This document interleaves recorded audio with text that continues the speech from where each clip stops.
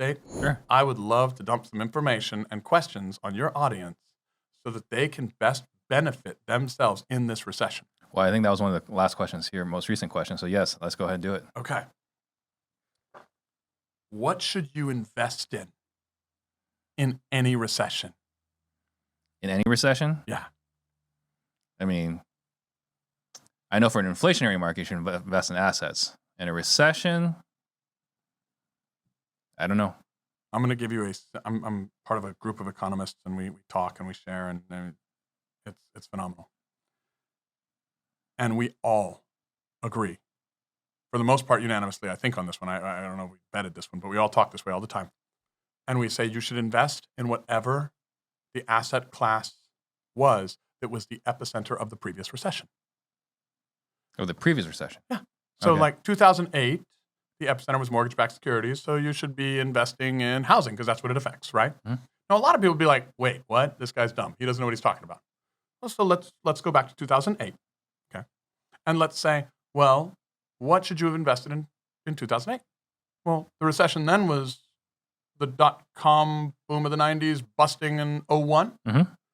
And if you'd bought Apple stock in 2001, after all those dot-coms died and there were a few guys left that remained, that had the strong balance sheets, that had the good business models, that had all the fundamentals, you would have paid $1.50 to $2.50, depending on the time of the year, per fucking share.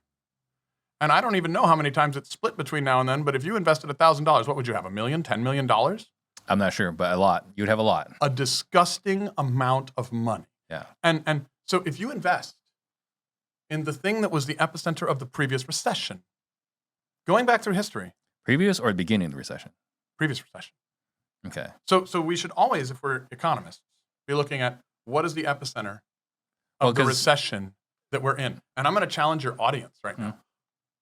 I want the audience to put in the comments what they think the epicenter is of this recession. And then I'll tell them what the epicenter is of this recession. All right. You guys have your marching orders. See 35 of you guys watching right now on YouTube. So put in here in the live chat what you guys think is the epicenter. So if I understand this correctly, and I think I'm butchering it. So in 2001, we had the dot-com bust. Mm-hmm. So you're saying the 2008 is the time to buy stocks? 2008 was the right time to buy stocks based on the epicenter of the previous recession being dot-coms. Because I would say the best time to buy in 2008, the right thing to do is at the end of the recession to buy what caused the beginning of the recession, which would have been real estate. Yeah, I mean, so I'm talking about specifically within the recession. Okay. I mean, I was giving Josh 5 steps to investment, okay?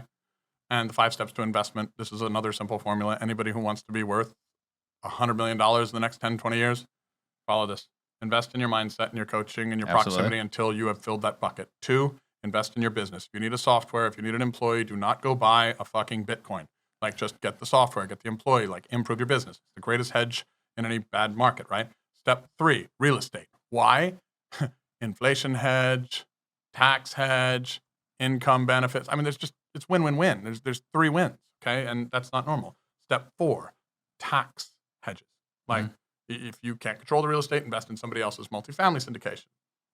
Go buy an airplane. Go do this. But you better have filled these 3 buckets first. Like, do not go straight into number 4 unless you're like, I don't know, Sam Walton's heir, right?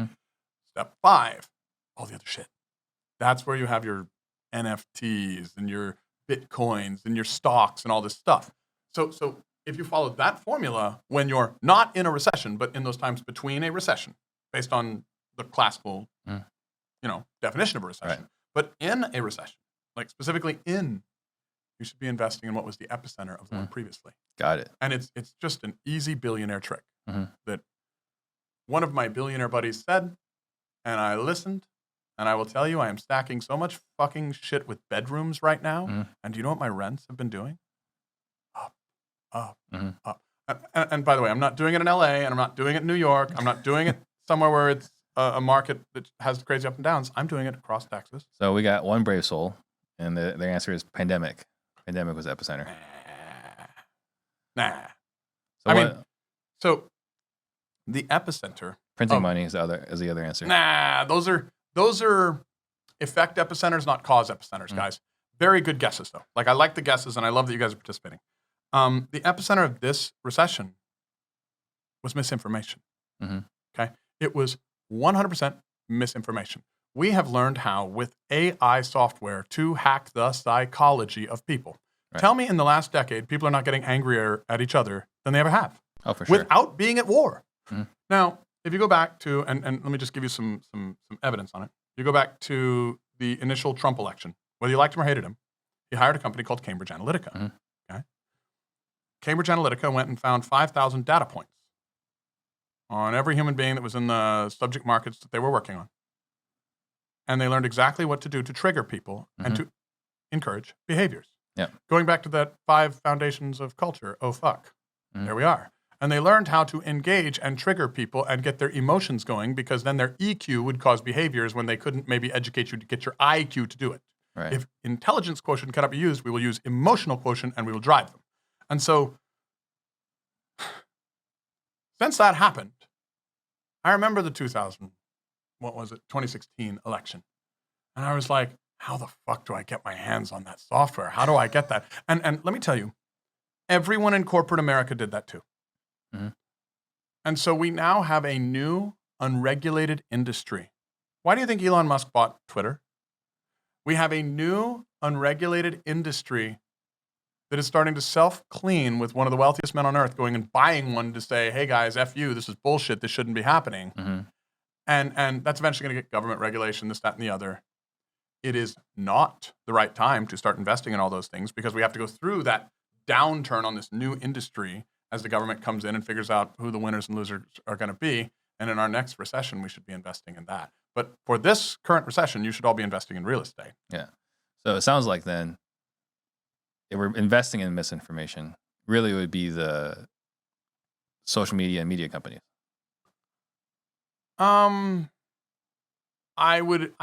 think you're probably fairly safe on some of the big ones. Like, you're probably fairly safe on Meta, even though there are some concerns that that'll go down. You're fairly safe, I think. We're not saying right now, right? Once the recession, like once we feel like we're at the bottom or in the middle of the recession, that'd be the time. Yeah, in the next recession, I would, and not just social media companies. Like, remember, Cambridge Analytica is not Facebook. It's not this. I mean, like, right. like the conservative did it one way with Cambridge Analytica in that election, and then the Democrats came and said, how do we do this? And they did it with, what, Facebook, Twitter, FBI involvement, or at least that's what it looks like. Nobody really knows. Well, Cambridge Analytica, if I recall correctly, did well for Trump. Mm-hmm. And the only reason why he invested in them is because they did well for Obama, right? So they were involved in the previous election. So they only got hired and several things in like Europe before that where they'd tested and metric. because they had a track record for success in making elections work through social media. So I'd heard that. I haven't verified that though, but that is cool. I need to go and spend more time researching that. But I do believe, even though